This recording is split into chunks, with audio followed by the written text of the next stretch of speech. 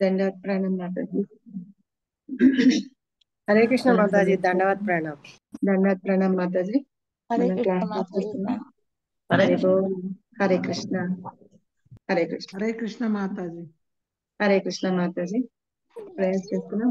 हरे कृष्ण माता హరే प्रणाम కృష్ణ మనం దండవత్ ప్రణాम माताजी। హరే కృష్ణ।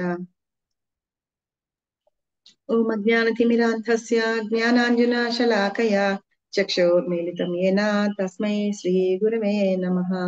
శ్రీచైతన్యమనోభీష్టం స్థాపితం येन భూతలే స్వయం రూపా కదా మహ్యం దదాసి పదాంతికం। వందే శ్రీగురు శ్రీయుతపదకమలం శ్రీగురూన్ వైష్ణవాంశ్చ శ్రీరూపం సాగ్రజాతం సహగణ రఘునాథాన్వితం తం సజీవం సాద్వైతం సావధూతం పరిజన సహితం కృష్ణ చైతన్య దేవం శ్రీ రాధా కృష్ణ పాదాన్ సహగణ లలిత శ్రీ విశాఖాన్వితాంశ్చ। హే కృష్ణ కరుణా సింధు దీనబంధో జగత్పతే గోపేశ గోపికా కాంత రాధా కాంత నమోస్తుతే। తప్త కాంచన గౌరాంగి రాధే బృందావనేశ్వరి వృషభానుసుతే దేవి ప్రణమామి హరి ప్రియ। వాంఛాకల్పతరుభ్యశ్చ కృపా సింధుభ్యేవ చ పతితానాం పావనేభ్యో వైష్ణవేభ్యో నమో నమః। నమాం విష్ణుపాదాయ కృష్ణప్రష్టాయ భూతలే శ్రీమతే భక్తివేదాంత స్వామిన్యేతి నామినే। నమస్తే సారస్వతీ దేవే గౌరవాణి ప్రచారిణి నిర్విశేష శూన్యవాది పాశ్చాత్య దేశతారిణి। జయ శ్రీ కృష్ణ చైతన్య ప్రభు నిత్యానంద శ్రీ అద్వైత గదాధార శ్రీవాసాది గౌర భక్త వృంద। హరే కృష్ణ కృష్ణ కృష్ణ హరే హరే హరే రామ రామ రామ హరే హరే। మూకం కరోతి వాచాలం పంగుం లంఘాయతే గిరిం యత్కృపాతమహం వందే శ్రీగురుం దీనతారిణం పరమానంద మాధవం శ్రీ చైతన్య ఈశ్వరం।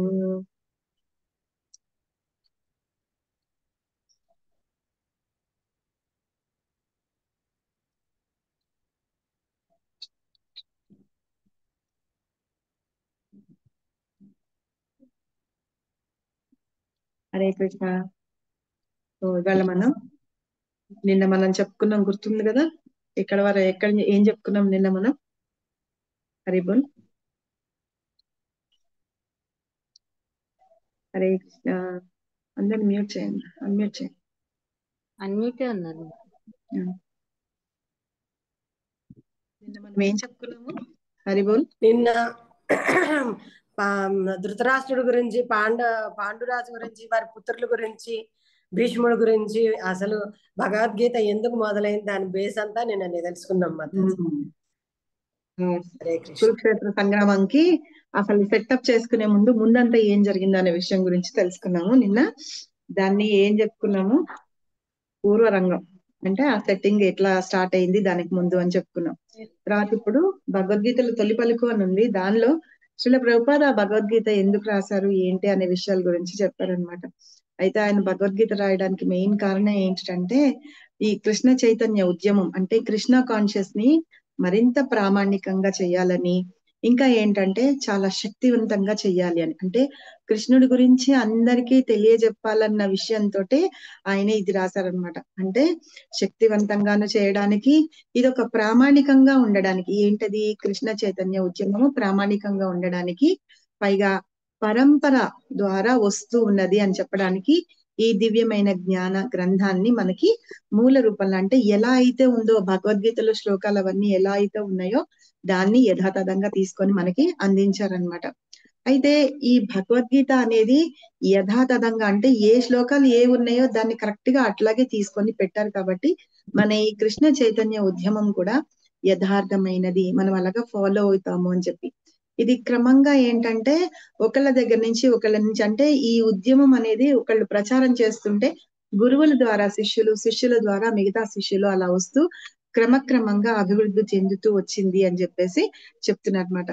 ఈ ఉద్యమం అంటే కృష్ణ కాన్షియస్నెస్ అనేది ఆ సంస్థాపకుడు స్వయంగా కృష్ణ భగవానుడే అని చెప్తూ, ఎందుకంటే మనం కృష్ణుడి గురించి చెప్పుకుంటున్నాం అన్నమాట। ఇప్పుడు కృష్ణ కాన్షియస్ అంటే ఏంటి అంటే అసలు మనం కృష్ణుడి గురించి చెప్పుకుంటున్నాము, కృష్ణ అంటే ఎవరని చెప్పుకుంటున్నాము, ఆయన యొక్క గొప్పతనాన్ని గురించి చెప్పుకుంటూ అసలు కృష్ణుడు బోధించిన భగవద్గీతను గురించి చెప్పుకుంటున్నాం అన్నమాట।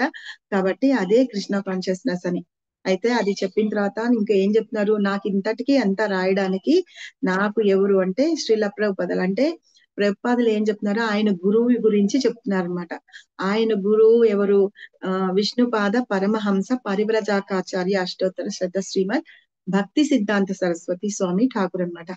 ఆయన ఆయన చెప్పిన దాని మూలంగానే ఈయన ఇవన్నీ రాసి చెప్పారు కాబట్టి ఆయనకు ప్రణామాలు చేస్తూ చెప్తున్నారు. ఇప్పుడు ఒకవేళ నేను ఈ బుక్ రాశాను అని ఏదైనా ఖ్యాతి గాని అంటే గొప్ప పేరు గాని అలాంటివి ఏమన్నా ఉన్నాయి అని అంటే అదంతా నాది కాదు, అదంతా నా గురుదేవులకి సంబంధించింది. వారి కృప మూలంగానే నాకు ఇచ్చింది, నాకు వచ్చింది ఇదంతా అని చెప్పి. కాబట్టి అదంతా కృష్ణుడికిను ఆయన గురువులకి వాళ్ళకి అందిస్తున్నారు. కాబట్టి ఈయన ఒక సంకల్పం ఏంటి అంటే భగవంతుణ్ణి, కృష్ణ భగవానుణ్ణి మనందరికీ పరిచయం చేయడమే ఆయన కర్తవ్యంగా తీసుకొని కృష్ణుడి గురించిన కొంచెం ఇంత జ్ఞానమైనా సరే మనం కలిగి ఉండాలి అని చెప్పి చెప్తున్నారు అనమాట.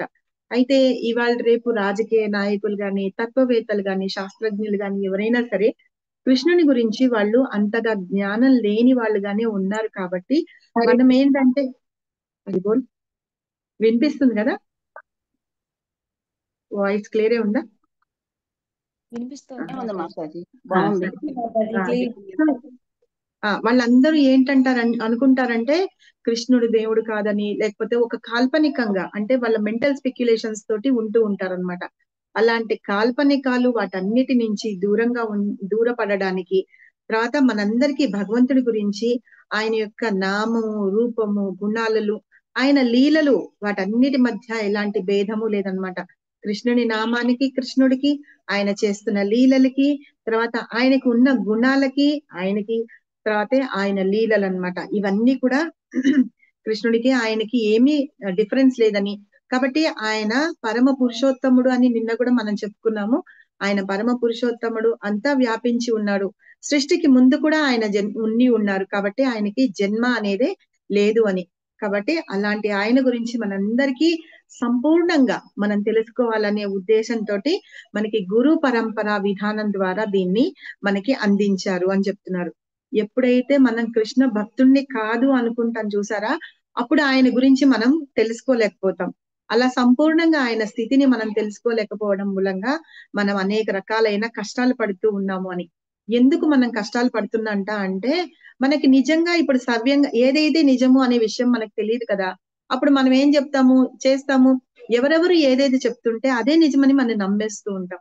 కాబట్టి అలా నమ్ముతున్నప్పుడు ఏంటి, మనం మాయలో పడిపోయి వాళ్ళు చూపించిన తప్పుదారిలో మనం వెళ్తూ ఉంటాం. కాబట్టి మనం ఇది కరెక్ట్ గా కృష్ణ కాన్షియస్ లో ఎలా ఉండాలి, భగవద్గీత గురించి, కృష్ణుడి గురించి మనం తెలుసుకోవాలి అని శ్రీల ప్రభుపాద ఇవి రాశారనమాట. అయితే చాలా మంది భగవద్గీతకి చాలా మంది వాళ్ళ ట్రాన్స్లేషన్స్ ఇచ్చున్నారు, పర్పట్స్ రాసి ఉన్నారు. కానీ ఏంటంటే వాళ్ళకి నిజంగా వాళ్ళు కృష్ణుడిని అర్థం చేసుకోకుండానే వాళ్ళు ఏదో రాసి ఉంచి ఆ మాయావాద సిద్ధాంతం అంటారనమాట దాన్ని.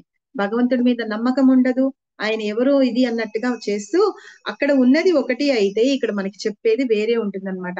అలా చేసేది చాలా అపరాధము అని. అలాంటివి మనం వింటూ ఉంటే గనక మనం ఆధ్యాత్మిక దారిలో కాకుండా మనం తప్పుదారిలో పడతాము. తప్పుదారిలో పడితే గనక మనం మాయకి గురి అయ్యి నిజంగా మళ్ళీ ప్రతిసారి మళ్ళీ ఈ భూమి మీద మళ్ళీ జన్మిస్తూ ఉంటాము అని చెప్తున్నారు. అయితే కృష్ణ భగవానుడు ఎప్పుడు వస్తారట అంటే బ్రహ్మదేవుని యొక్క ఒక్క రోజు. ఆ ఒక్క రోజు అంటే 86,000 లక్షల సంవత్సరాలు బ్రహ్మదేవుని యొక్క ఒక రోజు. ఆ దానిలో అంటే మన మన మన ఈ భౌతిక జగత్తు యొక్క సంవత్సరాలు. అప్పుడు ఒక్కసారి మాత్రమే కృష్ణ పరమాత్మను జన్మ తీసుకుంటాం అన్నమాట. కాబట్టి ఈ ఈ భగవద్గీతని యథావిధంగా ఇలా మీకు అందించడానికి ఉద్దేశం ఏంటి అంటే ఆ భగవంతుడి గురించి మీకు తెలియచెప్పడం కోసమే అని చెప్పి చెప్తున్నారు. ఇంకా ఏం చెప్తున్నారు, ఏవేవైతే వీటన్నిటికీ అంటే కృష్ణుడి విరుద్ధంగాను, ఆయన తత్వానికి విరుద్ధంగాను చెప్తూ ఉంటారు చూసారా, వాటన్నిటినీ వ్యాఖ్యానింపడము, చెయ్యడము అనేది చాలా అపరాధం. కాబట్టి ఇప్పుడు మనం ఏంటంటే దాన్ని ఎలా ఉన్నది దాన్ని మనం అర్థం చేసుకుంటామని. దురదృష్టవశాత్తు ఏంటంటే ఈ కలియుగంలో దీన్ని కలహయుగం కూడా అని అంటారు. ఎందుకంటే కొట్లాటలు, తగాదాలు ఎక్కువగా ఉంటూ ఉంటాయి.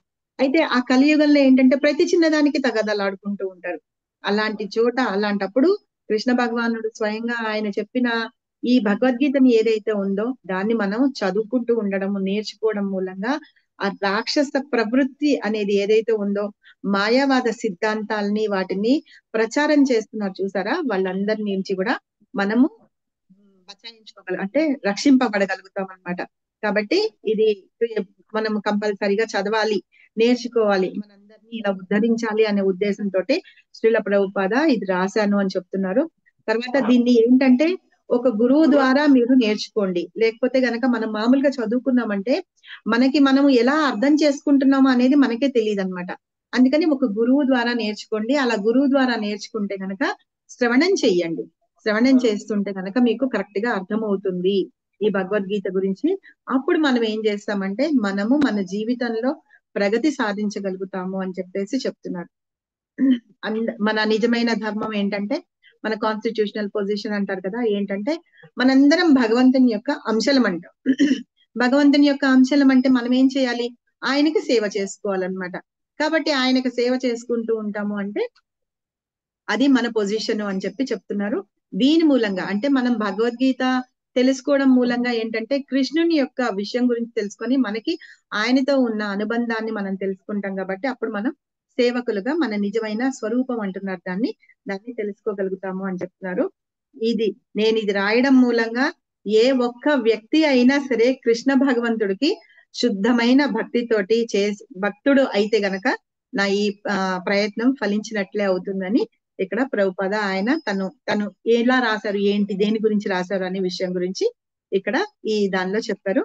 ఇది తొలి పలుకు అన్నమాట దీన్ని. తర్వాత ఉపోద్ఘాతం ఉంది నెక్స్ట్. ఆ ఉపోద్ఘాతంలో ఇందాక మనం చెప్పుకున్న ప్రేయర్స్ అవి ఉన్నాయి, ప్రేయర్స్ మామూలుగానే ఉన్నాయి. తర్వాత ఇంకా ఏం చెప్తున్నారంటే ఒక భక్తుడు భగవంతుణ్ణి పూజిస్తాడు అంటే గనక ఇది ఉపోద్ఘాతంలో చెప్తున్నవి. అది చాలా ఉంది, ఒక 20 పేజీల దాకా ఉంది. నేను అందులో పాయింట్స్ చెప్తాను, ఒక 6-7 పాయింట్స్ ఉన్నాయి. ఆ పాయింట్స్ చెప్తాను. మనం ఇప్పుడు భగవంతుణ్ణి మనము ప్రార్థించాలి, పూజించాలి అని చెప్తూ ఉన్నాం కదా. అయితే ఎలాగ పూజించాలి ఏంటి అంటే ఎట్లా చెప్తున్నారంటే 5 రకాలుగా పూజిస్తారు అని. అంటే భగవంతుణ్ణి ఎవరైనా సరే ఆయనతోటి సంబంధం పెట్టుకోవాలి అంటే మనం చెప్పాం కదా, ఇందాక చెప్పాను, భగవంతుడు మనందరం ఏంటంటే భగవంతుని యొక్క పార్ట్ అండ్ పార్సల్, ఆయన నుంచి వచ్చిన వాళ్ళం. కాబట్టి మన స్వరూపం ఏంటంటే ఆయనకి సేవకుడిగా ఉండడం. అయితే వీళ్ళందరూ ఎట్లా చేస్తారంటే ఆయనతోటి సంబంధం పెట్టుకోవాలంటే 5 రకాలుగా పెట్టుకుంటారు. ఒకళ్ళు శాంత భక్తులు ఉంటారు, 2 దాస్య భక్తులు ఉంటారు, 3 సాఖ్య భక్తులు ఉంటారు, వాత్సల్య భక్తులు ఉంటారు, మాధుర్య భక్తులు. 5 రకాలు ఉంటారు అనమాట. శాంత భక్తులు అంటే మామూలుగా ఈ మునులు వాళ్ళందరూ శాంతంగా ఉంటారు, భగవంతుని ధ్యానిస్తూ ఉంటారు కదా, వాళ్ళు శాంత భక్తులు అన్నమాట. దాస్య భక్తులు అని అంటే ఆయనకి సేవ చేసేవాళ్ళు అంటే మన హనుమంతుడిని తీసుకోవచ్చు. తర్వాత లక్ష్మీదేవి కూడా ఆయనకి సేవ చేస్తూ ఉంటుంది కదా, అలాగా ఆవిడ కూడా భక్తురాలు అనమాట. అలాగా సాఖ్య భక్తులు అంటే ఫ్రెండ్షిప్ అన్నమాట, సుధామ. ఓకే. వాత్సల్య భక్తులు అంటే ఎవరు మీకు తెలుస్తుంది బానే? వాత్సల్యం నంద బాబా యశోదమ్మ వాళ్ళు వాత్సల్యం అంటే తల్లిదండ్రుల ప్రేమ అన్నమాట. తల్లిదండ్రుల ప్రేమ, దాన్ని వాత్సల్యం అంటారు. తర్వాత మాధుర్య భక్తుడు అంటే ఆయన్ని ప్రేమగా ఉండేవాళ్ళు రాధారాణి. సరేనా? ఇట్లాగా మనం ఏంటంటే భగవంతుడితోటి ఒక శాశ్వతమైన సంబంధాన్ని ఏర్పరచుకుంటాం అన్నమాట. అయితే భగవంతుడితోటి శాశ్వత సంబంధాన్ని వీళ్ళే ఏర్పరచుకుంటారా అని కాదు, మొత్తం ఈ జగత్తులో ఉన్న ప్రతి జీవరాశి కూడా భగవంతుడితోటి సంబంధం ఉంటుందన్నమాట. దాన్ని మనం శాశ్వత సంబంధం కలిగి ఉంటాము. ఇక్కడ కృష్ణుడు అర్జునుడికి చెప్తున్నాడు కదా, అర్జునుడు ఏ భావనలో ఉన్నారు?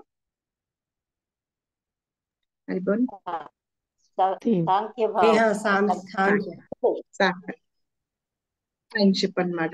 కాబట్టి ఇట్లా ఉన్నారని చెప్పి. సో ఇది ఫస్ట్ పాయింట్ మనం ఉపోద్ఘాతంలో చదువుకుంటుంది. మళ్ళీ నేను క్వశ్చన్స్ అడుగుతాను, చెప్పాలి. ఏంటి మాతాజీ? హరిబోల్. సరే, అయితే నెక్స్ట్ వచ్చేసి సెకండ్ పాయింట్, భగవద్గీత అంటే ఏంటి?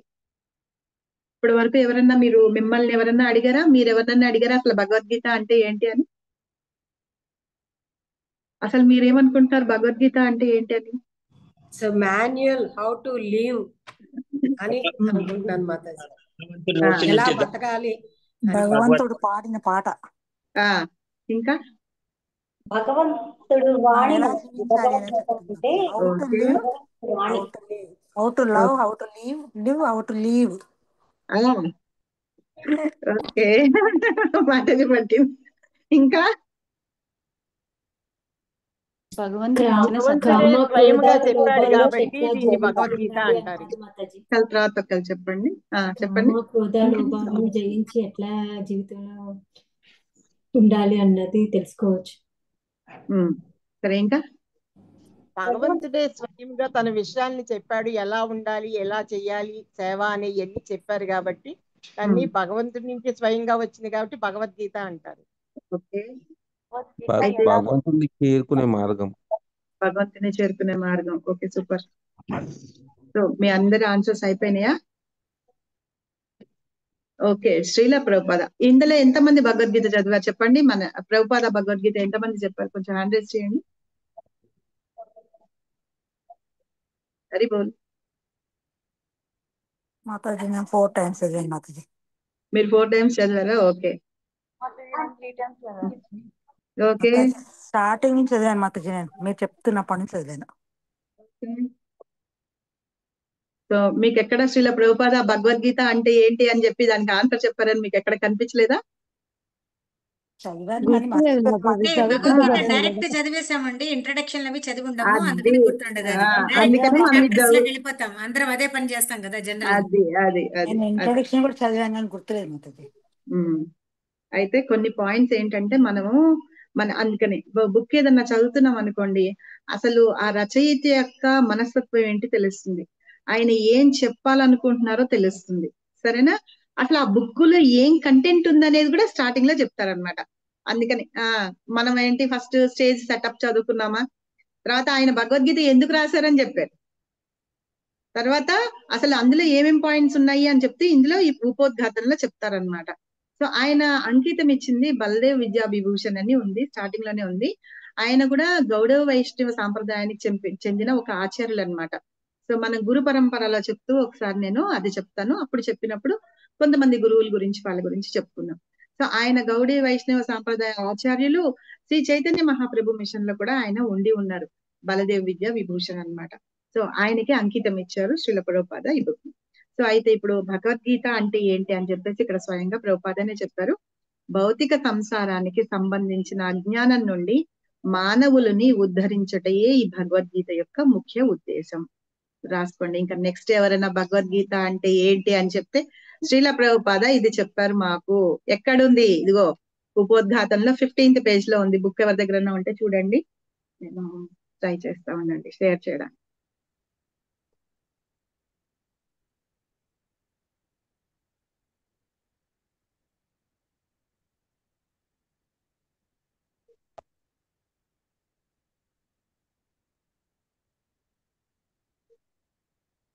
వచ్చింది కదా ఫస్ట్.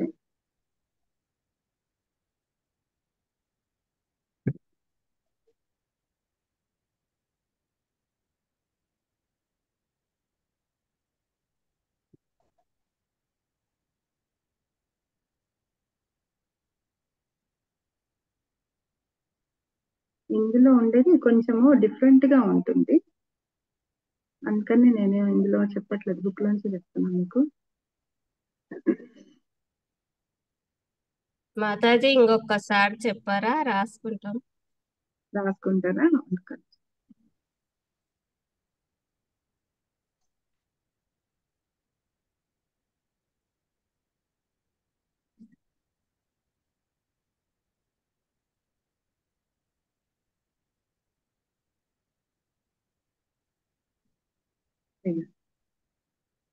వచ్చింది చూడండి, కనిపిస్తుందా? భగవద్గీత అంటే ఏమిటి? హరిబోల్. అయితే ఇక్కడ కొంచెం వర్డింగ్స్ డిఫరెంట్ ఉన్నాయి. మనకి పెద్ద పెద్ద వర్డ్స్ కొంచెం కష్టం అవుతుంది కదా, భౌతిక అస్తిత్వము అవి అంటే. ఇక్కడ సింపుల్ వర్డ్స్ ఉన్నాయి. భౌతిక సంసారానికి సంబంధించిన అజ్ఞానం నుంచి మానవులని ఉద్ధరించటే భగవద్గీత ఉద్దేశం. ఇక్కడ ఇందులో భౌతిక అస్తిత్వం అస్తిత్వ అజ్ఞానం నుండి మానవాళిని విడిపించడమే భగవద్గీత ఉద్దేశం అన్నారు. సరేనా? ఎవరి దగ్గర బుక్ ఉంటే కనుక అందులో పెట్టుకోండి, అండర్లైన్ చేసుకోండి, పాయింట్ చేసి మాతాజీ పెట్టుకోండి. ఈ పేజ్ నెంబర్ ఎంత మాతాజీ? పేజ్ నెంబర్ 15 బుక్ లో అయితే. అంటే ఇప్పుడు నా దగ్గర ఉన్న బుక్ లో 15.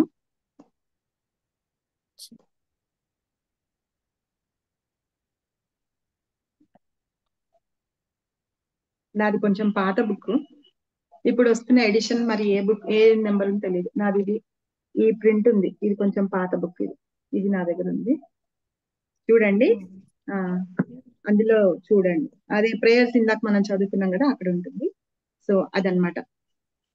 ఓకే, భగవద్గీత అంటే అది. అయితే ఇప్పుడు కురుక్షేత్ర రంగంలో అర్జునుడికి యుద్ధం అనే ఆపద వచ్చింది కదా, ఆ ఆపదలోంచి తప్పించడానికి, అంటే మనందరం కూడా మన జీవితంలో కష్టపడుతూ ఉన్నాం కదా, అర్జునుడి లాగానే మనందరం కూడా కష్టపడుతూనే ఉన్నాం. కాబట్టి మనందరి దుఃఖాల నుంచి కూడా మనల్ని బయటపడేయడానికి ఈ భగవద్గీత మనకి భగవంతుడు ఇచ్చారని. అయితే అర్జునుడు అంత గొప్పవాడు, అంత తెలివిగలవాడు, అన్ని ఉన్నాయి. మహాయోధుడు అంటాము, సవ్యసాచి అంటాము, విజయుడు అంటాము, చాలా చాలా పేర్లు ఉన్నాయి అర్జునుడికి. అయితే ఇవన్నీ ఉండగా అర్జునుడు ఎందుకు అక్కడ దుఃఖంలో ఉండిపోయి అలాగా బాధపడ్డాడు అని. హరిబోల్ ఫాలో అవుతున్నారా? అజ్ఞానంతో బాధపడ్డాడు. అజ్ఞానంతో బాధపడలేదు, అది దానికి ఆన్సర్ నేను చెప్తాను. నా వాళ్ళు అనే రాగంతో ఉన్నారు కాబట్టి బాధపడి మోహంలో ఉండి తెలుసుకోలేకపోయారు కాబట్టి కృష్ణ భగవానుడు ఆయనకి ఉపదేశించారు. సరే, దీనికి ఆన్సర్ ప్రభుపాద అదే ఇచ్చారు. ఆన్సర్ ఏమి ఇచ్చారో మళ్ళీ మనం ముందు చదువుకుందాము. దానికంటే ముందు ఏంటంటే ఇక్కడ ఏం చెప్తున్నారంటే మనందరం కూడా మన జీవితంలోట అజ్ఞానం అనే పులి చేత మింగివేయబడుతున్నంట. ఇది ఇక్కడ ఉందా లేదా మరి. మానవుడు అజ్ఞానం అనే పులి చేత మింగివేయబడుతున్నారు. కాబట్టి ఇక్కడ మీకు కనిపిస్తుందా, ఎక్కడన్నా మీకు కనిపిస్తుందా? వాస్తవానికి ఈ పేజ్ లో మనిషి జీవిత ఉద్దేశం మర్చిపోయినప్పుడు జీవితపు నిజమైన ఉద్దేశాన్ని తిరిగి స్థాపించడానికి శ్రీకృష్ణుడు ప్రత్యేకంగా అవతరిస్తాడన్నారు కదా. అయినప్పటికీ మేల్కొనే అనేక మంది మానవులలో తన స్థానాన్ని అర్థం చేసుకునే స్ఫూర్తిలోకి ప్రవేశించే వ్యక్తి ఉండవచ్చు, మరియు అతని కోసమే భగవద్గీత చెప్పబడింది. అర్థమైందా? ఏంటంటే మనం అందరం నిద్రలోగా ఉన్నాం అన్నమాట. మన జీవిత లక్ష్యం అనేది ఏంటి అని చెప్పి మనందరం మర్చిపోయినాం కాబట్టి కృష్ణుడు స్వయంగా అవతారం తీసుకొని వచ్చి, ఇందాక మనం ఏం చెప్పుకున్నాము, 86 లక్షల లక్షలు అంటే 86 తర్వాత ఎన్ని సున్నాలు ఉన్నాయంటే చెప్తా ఉండండి. అన్ని సంవత్సరాల్లో ఒకసారి వస్తారనమాట. 1 2 3 4 5 6 7 8 ఉన్నాయి. అంటే 86,000 లక్షల సంవత్సరాలకు ఒకసారి కృష్ణుడు వస్తారనమాట. వచ్చినప్పుడు మళ్ళీ ఇది రిపీట్ అవుతూ ఉంటుంది.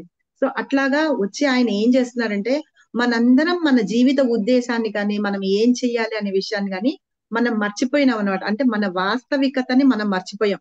ఆ విషయాన్ని మనందరిలో మేల్కొల్పడానికి, మనం ఏంటి అనే సంగతి మనం తెలుసుకోవడానికి భగవంతుడు ఏం చేస్తున్నాడంటే ఈ భగవద్గీత చెప్పారనమాట.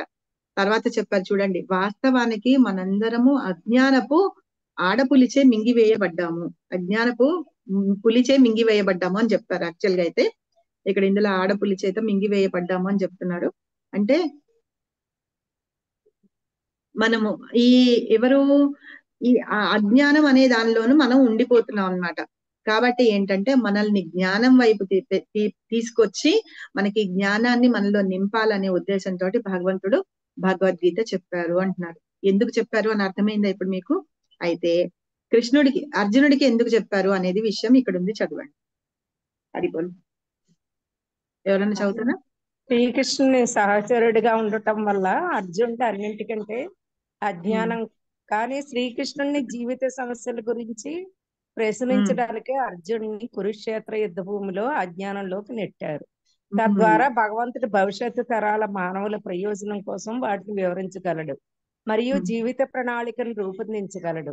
అప్పుడు ఆగండి. మానవుడు తదనుగుణంగా వ్యవహరించి మానవ జీవితాల లక్ష్యాన్ని పరిపూర్ణం చేయగలడు.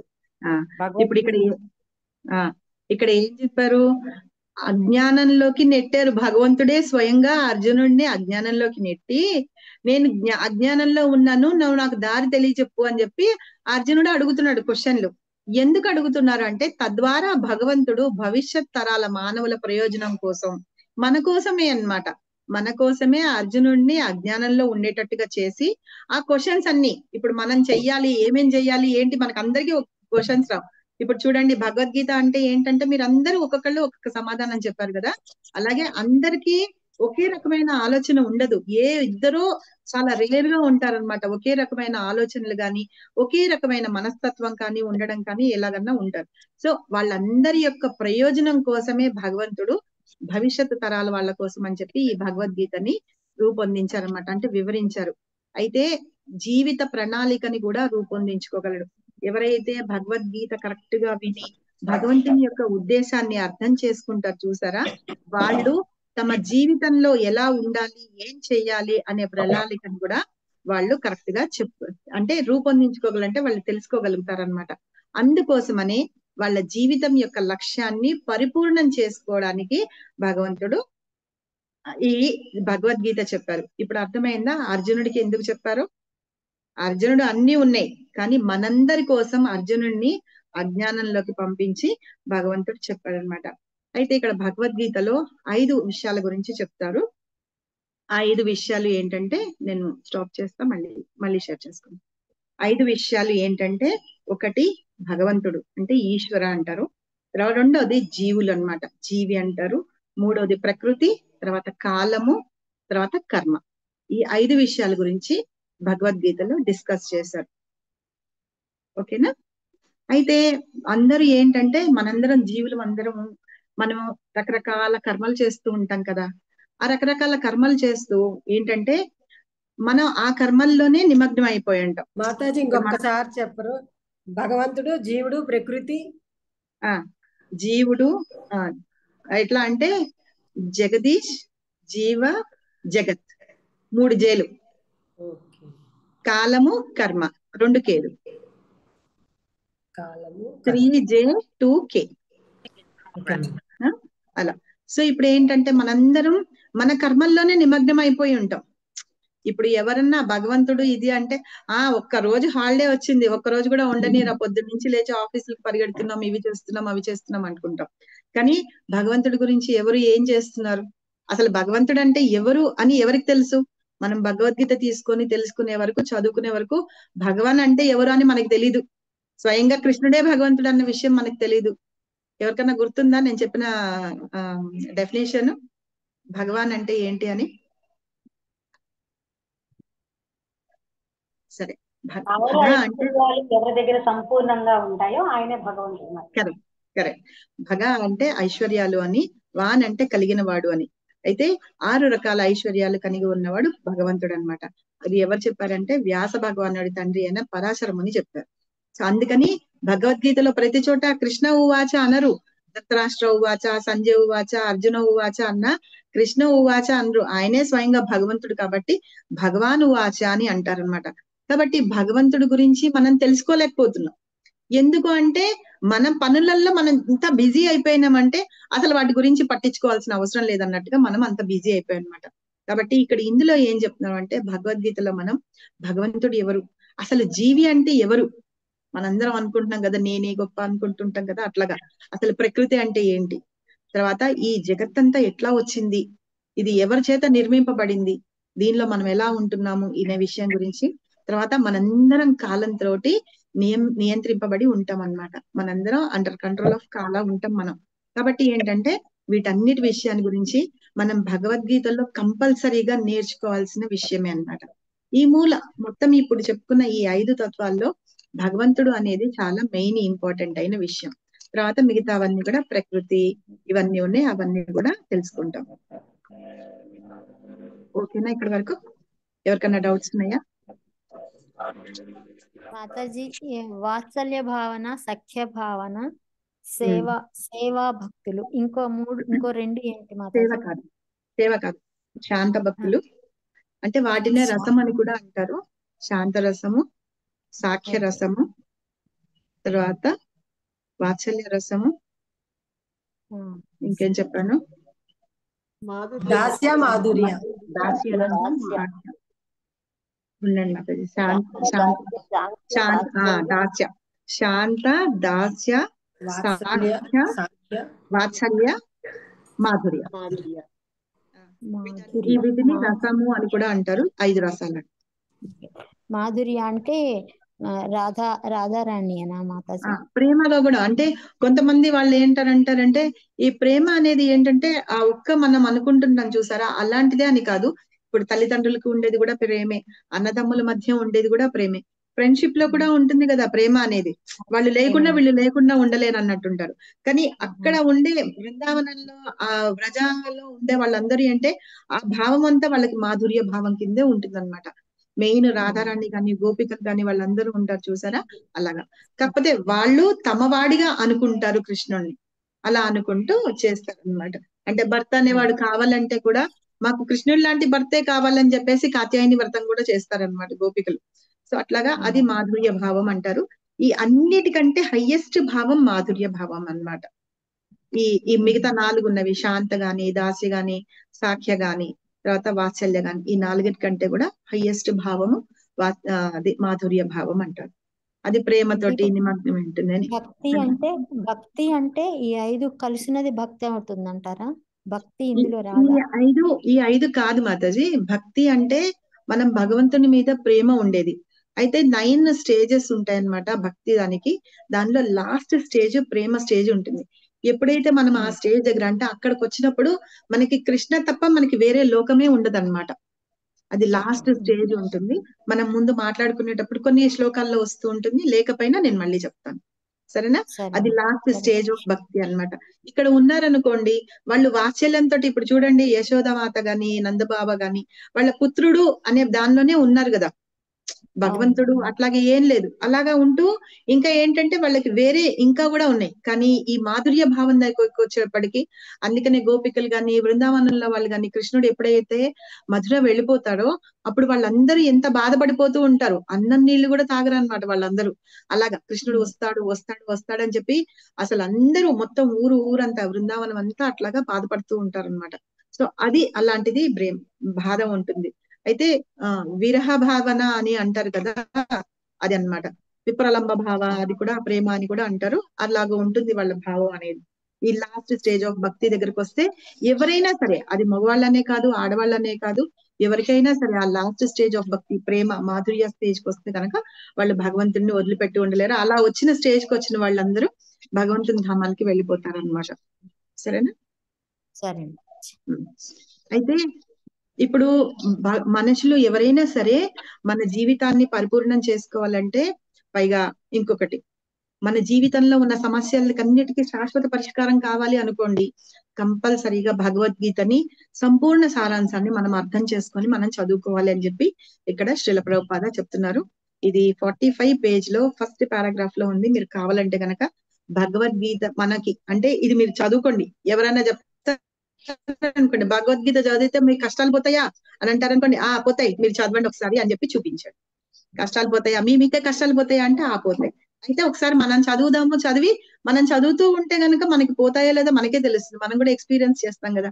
సో మేము చేసాము, మా గురువు గారు అక్కడ రాసున్నారు ఆల్రెడీ బుక్ లో, కాబట్టి పోతాయని మేము చదివాము నేర్చుకున్నాం అని చెప్పేసి చెప్పండి, సరేనా? తర్వాత ఇంకొక 2-3 పాయింట్స్ చెప్దాం అనుకున్నాను.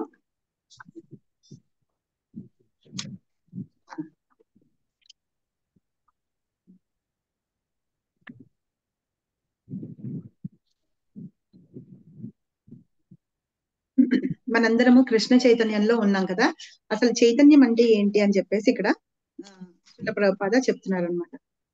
చైతన్యము అంటే ఏంటంటే మామూలుగా మనలో ఒక కాన్షియస్ ఉంటుంది. ఆ కాన్షియస్ ఏంటంటే నేను, నాది, అన్ని నావే, నేనే బాస్ని, నేనే యజమానిని, నేను చెప్పిందే వాళ్ళు చెయ్యాలి, నేను ఎవరిని వినను, వాళ్ళందరూ నేను చెప్పినట్టుగానే నడుచుకోవాలని ఉంటారు చూసారా, అది మన భావన అన్నమాట. భావన కాన్షియస్ అంటారు ఇంగ్లీష్ లో, అది చైతన్యం అంటారు. కానీ ఈ చైతన్యాన్ని ఏం చేయాలంటే మనము కృష్ణుని మీదకి ఉంచాలి. అది కృష్ణ కాన్షియస్ అన్నమాట. కృష్ణ అంటే తెలుసు మనకి, కాన్షియస్ అంటే ఆ చైతన్యం ఎలా ఉండాలి అనే విషయాన్ని గురించి ఇందులో చెప్తున్నారు.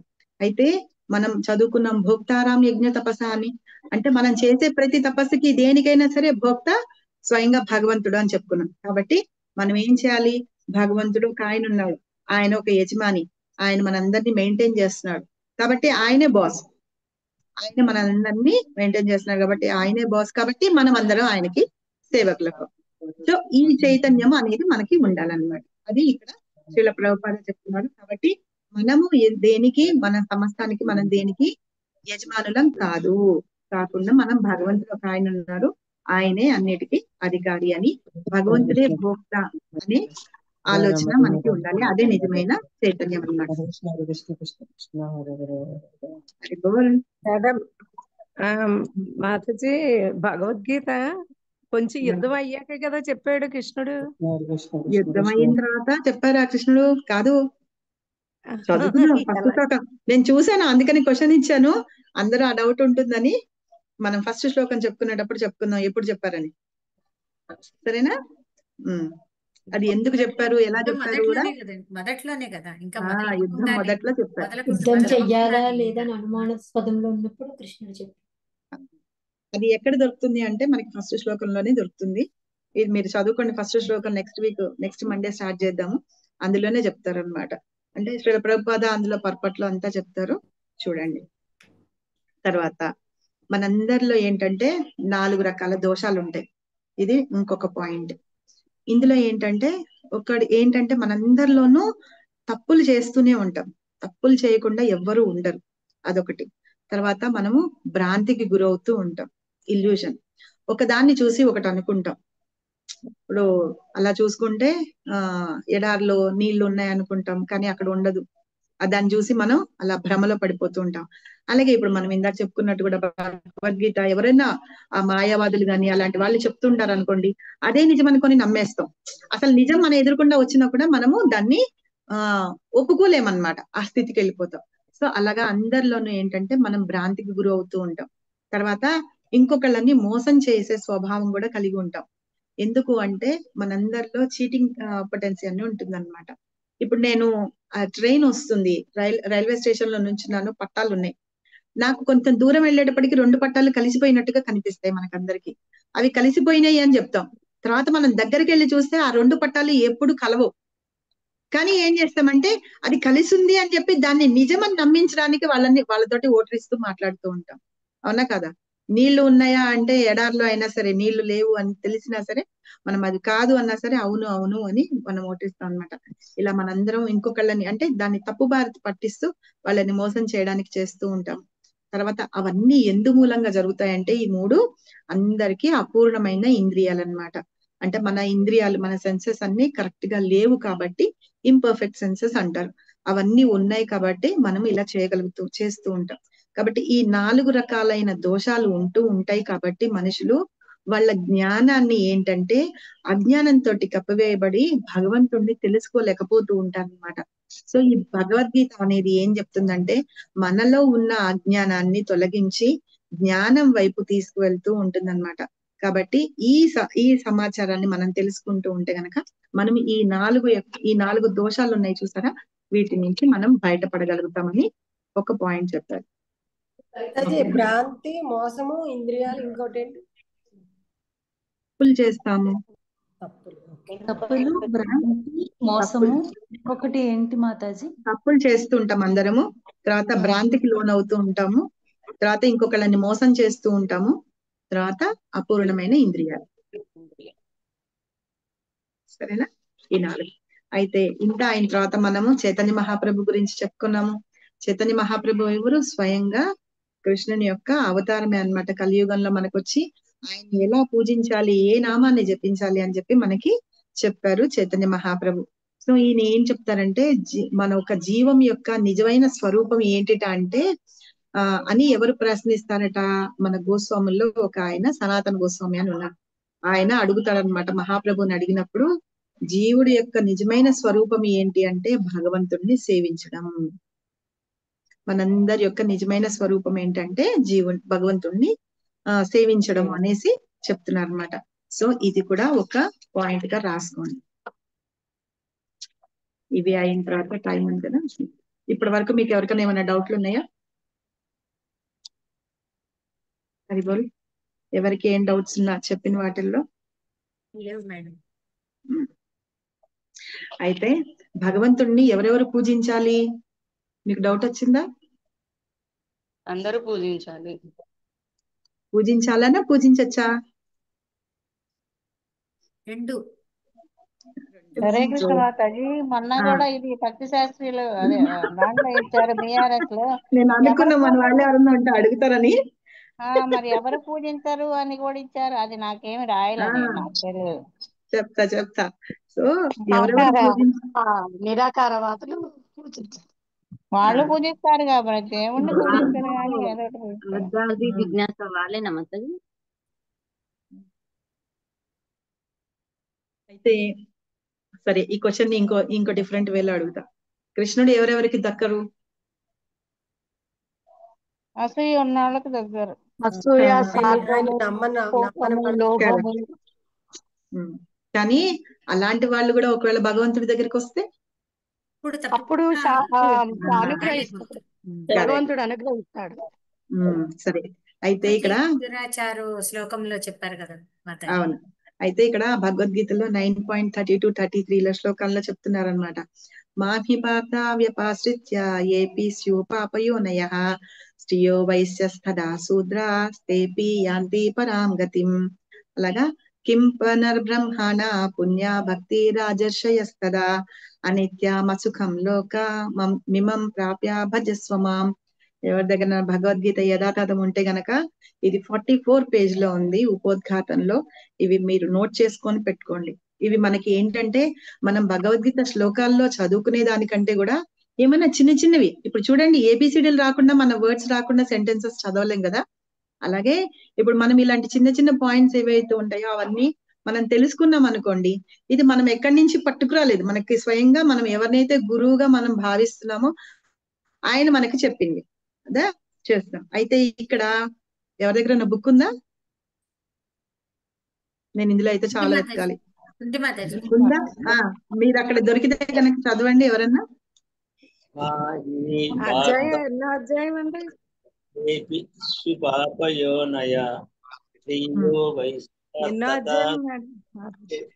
అధ్యాయం కాదు,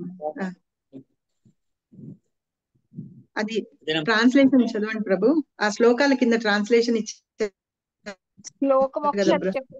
అంటే భగవద్గీతలో శ్లోకం కాదు మాతాజీ, ఉపోద్ఘాతంలో ఉంది. ఉపోద్ఘాతంలో 44 పేజ్ నా దగ్గర బుక్ లో. నా దాంట్లో 44 లేదు, అందుకని ఉపోద్ఘాతం. ఈ విధముగా వైశ్యుడు గాని చదవండి, స్త్రీ గాని శ్రామికుడు శూద్రుడు గాని పరమ పురుషుని పొందగలరని భగవానుడు చెప్తున్నాను. కరెక్ట్ ప్రభు, చదవండి. చదవండి ప్రభు, చదవండి. దాని కొరకై వ్యక్తికి గొప్ప వృత్తి అవసరమే లేదు. భక్తి యోగ అంగీకరించారు. వారు భగవంతుని పరమవాద్యగును పరమ లక్ష్యం వారి కొరకు ఆధ్యాత్మిక ఆకాశముల చేరదు. సిద్ధాంతములను పాటించినచో మానవుడు ఎవరైనను తమ జీవితమును పరిపూర్ణము చేసుకుని జీవిత సమస్య రెండిటికి శాశ్వత పరిష్కారమును పొందవచ్చును. అదే భగవద్గీత సంపూర్ణ సారాంశము. సూపర్ ప్రభు, థ్యాంక్ యూ వెరీ మచ్ ప్రభు. హరే కృష్ణ, బాగా పెట్టుకున్నారు. సో ఇందాక నేను చెప్పాను కదా, మానవుడు ఎవరైనా తన జీవితాన్ని పరిపూర్ణం చేసుకోవాలి అంటే వాళ్ళ జీవితంలోంచి సమస్యలన్నింటినీ పోగొట్టుకోవడం మాత్రమే శాశ్వతమైన పరిష్కారం. ఆ సమస్యలన్నింటినీ మనం ఎలా పోగొట్టుకుంటాము అంటే భగవంతుని యొక్క భక్తి చేస్తూనే, భగవద్గీత చదువుకుంటే మనకు ఇది వస్తుంది. అలా చేసుకుంటాం. కాబట్టి ఈ భగవద్గీత యొక్క సారాంశం ఏంటంటే మానవులు వాళ్లకు ఉన్న సమస్యల్ని శాశ్వత పరిష్కారం చేసుకోవడమే భగవద్గీత యొక్క ముఖ్య సారాంశం. సరే, ఎవరు చేస్తారు, ఎవరు భగవంతుని పొందుతారంటే ఇక్కడ చెప్పారు కదా, వైశ్యుడు గాని, పతితలు గాని, స్త్రీలు గాని, శ్రామికుడు గాని, శూద్రుడు, ఎవరైనా సరే అసలు ఒక లిమిటేషన్ లేదన్నమాట. ఒక ధనవంతుడు, నిరుపేద, లేకపోతే జ్ఞానం ఉన్న వాళ్ళు, జ్ఞానం లేని వాళ్ళు, వాళ్ళు ఆడ మగ అలా తేడా ఏం లేదనమాట. చిన్న పెద్ద వాళ్ళు ఎవరు తేడా లేదు. ఎవరైనా సరే పరమ పురుషుల్ని పొందగలరు అని భగవంతుడు చెప్తున్నాడు. దానికోసం మనకి పెద్ద జ్ఞానం అవసరం లేదు, పెద్ద స్కాలర్స్ అవసరం లేదు. అంటే నాకు ఒక పెద్ద డిగ్రీలు గాని అలాంటివన్నీ ఏమీ అవసరం లేదు. అలాగా భగవంతుణ్ణి చేరుకోవాలి అంటే ఒక్క లక్ష్యం అన్నమాట. ఏంటి అంటే భగవంతుని యొక్క సేవ చేయడం, ఆయన్ని కరెక్ట్ గా అర్థం చేసుకోవడం ఒకటే మనకి తెలుసుకోవాల్సిన విషయం. సో ఎప్పుడైతే మనం అది తెలుసుకుంటామంటే ఆధ్యాత్మిక అవకాశం ఏదైతే తెలుసుకుని దానిలో భక్తి యొక్క సేవ చేస్తూ ఆ సిద్ధాంతాన్ని, భగవంతుడు చెప్పిన సిద్ధాంతాల్ని మనం ఎప్పుడైతే పాటిస్తూ ఉంటామో అప్పుడే ఎప్పుడైతే పాటిస్తూ ఉంటామో అప్పుడు మనం కంపల్సరీగా భగవంతుడిని చేరుకోగలుగుతాం. ఇప్పుడు అర్థమైందా? ఎవరు భగవంతుడిని పూజించచ్చో స్వయంగా భగవంతుడే చెప్పారు. నాకు ఇట్లాగా ఎవరు తారతమ్యాలు లేవు, ఎవరైనా సరే పతితలు గాని అంటున్నారు, పతితమైన స్త్రీలు కానీ అంటున్నారు, శ్రామికులైనా అంటున్నారు, శూద్రులైనా అంటున్నారు. అంటే డాగ్ ఈటర్స్ అంటారు కదా, కుక్క మాంసం తినేవాళ్ళు, వాళ్ళు ఎవరైనా సరే నన్ను పూజించచ్చు, నేను వాళ్ళకి దక్కుతాను. ఇలా దక్కుతాను అంటే నేను చెప్పిన ఇన్స్ట్రక్షన్స్ మీరు ఫాలో అవుతూ నా భక్తియుత సేవ చేస్తే కనుక కంపల్సరీగా నేను మీకు దొక్కుతాను. అది ఇంకొక ప్రతి మానవుడికి వాళ్ళ జీవితంలో ఉన్న సమస్యలన్నిటికీ శాశ్వత పరిష్కారం భగవద్గీత, భగవంతుడు చెప్పిన ఇది. కాబట్టి అది ఫాలో అవ్వాలని. సో ఇక్కడ టైం ఎలాగూ లేదు. గీతా మహత్యం గురించి నెక్స్ట్ వీక్ చెప్పుకొని ఫస్ట్ శ్లోకం చెప్పుకుందాం. అయితే ఒక చిన్న స్టోరీ చెప్పేస్తాను. ఇది ఆల్రెడీ మనం 18 days కోర్స్ లో కూడా చెప్పాను. శ్రీరంగంలో ఒక బ్రాహ్మణుడు ఉంటాడని గుర్తుందా? మన వాళ్ళు కాకుండా కొత్త వాళ్ళు చెప్పండి ఎవరన్నా గుర్తుందని. సో అతను భగవద్గీత కూర్చొని తీసుకొని చదువుతూ ఉంటాడు. కానీ చదువు రాదు. ఏం చేస్తాడు? ఏడుస్తుంటాడు. ఎందుకు ఏడుస్తుంటాడు? అర్థం తెలియదు, అట్ట మీద ఉన్న బొమ్మని చూసి. అర్థం తెలియక కాదు, చదవడం రాక కాదు, ఆ అట్ట మీద ఉన్న భగవంతుడిని చూసి ఏడుస్తుంటాడు అనమాట, బొమ్మని. అది ఎందుకు ఏడుస్తున్నాడు? భగవానుడు చాలా తక్కువ సర్వీస్ తీసుకున్నారు, అర్జునుడికి సారథిగా ఉన్నారు. అది రథసారథిగా తక్కువ చేస్తున్నానని కాదు. ఆయన ఎందుకు బాధపడుతున్నారంటే కృష్ణుడు అంత గొప్పవాడు, దేవాది దేవుడు, భగవంతుడు అంటే ఎవరు అని తెలుసు కదా, తెలుసు. అయితే ఏం చేస్తున్నాడు? అంత దేవాది దేవుడు వచ్చి తన భక్తుడి కోసం ఎంత రథసారథిగా ఉండి చేస్తున్నారు. నిజంగా భగవంతుడు ఎంత గొప్పవాడు కదా అని బాధపడుతున్నాడు అనమాట. రథం మీద వెళ్ళేటప్పుడు ఆ యుద్ధాల సౌండ్లలో వాటిల్లో ఇటు పక్కకు తీసుకెళ్తావు, అటు పక్కకు తీసుకెళ్ళు అంటే వాళ్ళకి అర్థం కాదనమాట. వినిపించను కూడా వినిపించదు రథసారథికి. అప్పుడు వాళ్ళు ఏం చేస్తారు? ఎడం వైపుకి తీసుకెళ్లాలంటే ఎడం కాలుతోటి ఆ డొక్క మీద తంతుంటారు, కింద కూర్చుంటారు కదా. అలాగే కుడి వైపుకి వెళ్ళాలంటే కుడి వైపుకి తంతుంటారు అనమాట, తంతుంటారు. సో కృష్ణుడు ఏంటి, అంత దేవాది దేవుడు అయ్యి ఉండి తన భక్తుడి చేత దెబ్బలు తీసుకుంటూ ఆ రథసారథిగా ఉండి ఆ పొజిషన్ లో ఉండి ఆయన ఎంత గొప్పవాడు అని చెప్పేసి ఇంత సేవ చేస్తాడు ఆ భగవంతుడు తన భక్తులకి, తనకి ఇష్టమైన వాళ్ళ కోసం అని చెప్పి అతన్ని ఏడుస్తూ ఉంటాడు అనమాట. అంతేగాని కృష్ణుడు చేయాల్సి వచ్చిందని అనుకుంటున్నాడు అని చెప్పి ఆయన కాదు. ఇంకొక నిజమైన భక్తి అంటే ఇట్లా ఉంటుంది. ఇంకొక చిన్న స్టోరీ చెప్తాను. ఇది ఆల్రెడీ మనం చెప్పుకున్నాం కాబట్టి ఒకసారి నారదుడు వెళ్తూ ఉంటాడు. ఒక చోట ఒక పెద్ద బ్రాహ్మణుడు ఉంటాడు. ఇది కూడా నేను చెప్పినట్టున్నాను. ఒక చెప్పులు కుట్టే అతను ఉంటాడు. నమ్మకం అంటే ఎట్లా ఉంటుంది అని చెప్పేసి చెప్పులు కుట్టే అతను ఏమంటాడు, నారదుడు వచ్చి చెప్తాడు, ఆ సూది యొక్క చిన్న కన్నంలోంచి ఏనుగు తోకతోటి ఏనుగుని బయటకు లాగుతున్నాడు పట్టుకొని. భగవంతుడు ఏం చేస్తున్నాడు? ఏం చేస్తున్నారంటే అది చేస్తున్నారంటే ఆ బ్రాహ్మణుడు ఏమంటాడు, ఎన్ని శాస్త్రాలు వేదాలు చదువుకొని ఉంటాడు, కానీ కృష్ణుడు అంటే ఏంటో తెలుసుకో, భగవంతుడు అంటే తెలుసుకోలేదు. కానీ ఈ చెప్పులు కుట్టే అతనికి ఏంటంటే అతనికి భగవంతుడు ఉన్నాడు అంతే, ఆ నమ్మకం ఉంది చూసారా, అదొక్కటే ఉంది. అతను ఏమి చదువుకోలేదు, ఏమి చేయలేదు, కానీ ఆ నమ్మకం అనేది ఉంది చూసారా, అదే అతన్ని భగవంతుని ధామానికి తీసుకెళ్ళింది అనమాట. ఇప్పుడు ఇందులో కూడా అదే ఈ శ్లోకంలో భగవంతుడు మనకు చెప్పేది, ఎలాంటి వాళ్ళైనా సరే మీరు నా భక్తియుత సేవ చేయండి. మీకు భగవద్గీత రాలేదు వదిలేయండి, శ్రవణం చేయండి, నేను ఏం చెప్పానో ఆ ఇన్స్ట్రక్షన్స్ వినండి, మీరు చెయ్యండి.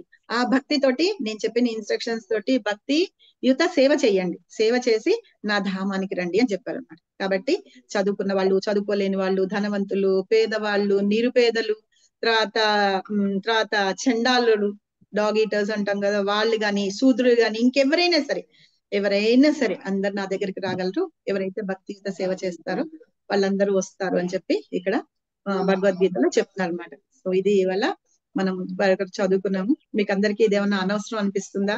ఏమన్నా యూస్ఫుల్ గా ఉందా? డైరెక్ట్ గా ఏంటి మాతాజీ శ్లోకాలు కొన్ని అర్థం కాని కూడా అన్ని అర్థమవుతున్నాయి మాతాజీ.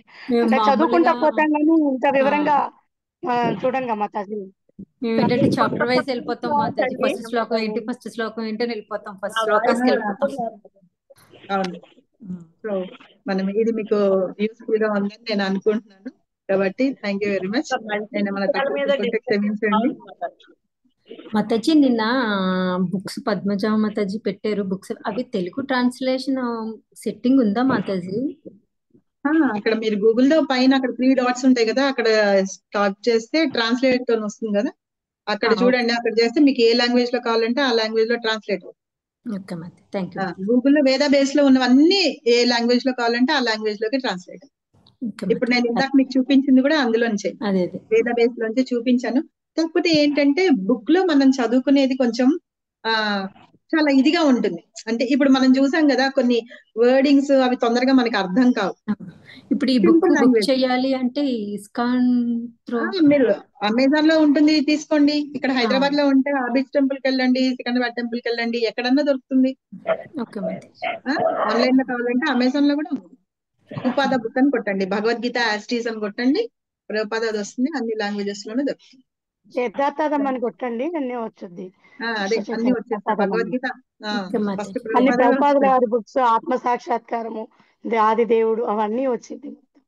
అన్ని వస్తాయి. మీరు తీసుకొని ఆన్లైన్ లో బుక్ చేసుకొని చదువు.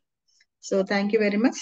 నేను ఏమైనా తప్పులు చెప్పుంటే క్షమించండి. నా వర్డ్స్ తోటి ఎవరైనా హర్ట్ చేస్తుంటే కూడా క్షమించండి. వాంఛాకల్పతరుభ్యశ్చ కృపా సింధుభ్యశ్చ పతితానం పావనేభ్యో వైష్ణవేభ్యో నమో నమః. అనంతకోటి ఆచార్య విందుకి జై, అనంతకోటి వైష్ణవ విందుకి జై, శూల ప్రభుపాద్ కి జై, శూల గురుదేవ్ కి జై, నీతాయి గౌర్ సీతానాథ్ ప్రేమానందే Hari Hari. Thank you very much. Hare Krishna. Hare Krishna మాతాజీ, చాలా బాగా చెప్తున్నారు మ్యామ్.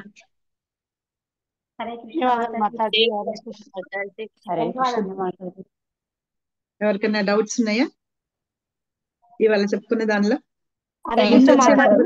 ఐశ్వర్యం అదే అదృష్టవంతురా మీరు ఇన్నానికి ఐశ్వర్యవంతుడు అన్నారు చూడండి, అంటే ఏంటి అది? అప్పుడే అడుగుదాం అనుకున్నాను, టాపిక్ డైవర్ట్ అవుతుంది. ఏంటి మాతాజీ? ఐశ్వర్యవంతుడు అని చెప్పారు చూడండి. 6 ఐశ్వర్యాలు అంటారు. 6 ఐశ్వర్యాలు కలిగిన వాడు మాతాజీ, సంపూర్ణంగా కలిగిన వాడిని భగవంతుడు అంటారు.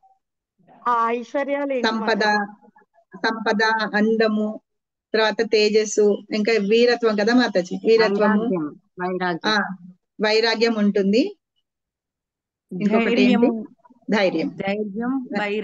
మాతాజీ మీరు ఇది ఆన్సర్ పెట్టండి కొంచెం గ్రూప్ లో, షడైశ్వర్యాలని. మాతాజీ ఒకసారి మొన్న వేరే క్లాస్ లో అడిగారు మాతాజీ, ఇది చెప్పండి. అవునా? ఓకే. మనం ముందు శ్లోకాల్లో కూడా చదువుకుంటాం, భగవద్గీతలో కూడా ఉంది. వచ్చింది మాతాజీ, నేను మిస్ అయినప్పుడు అందుకని.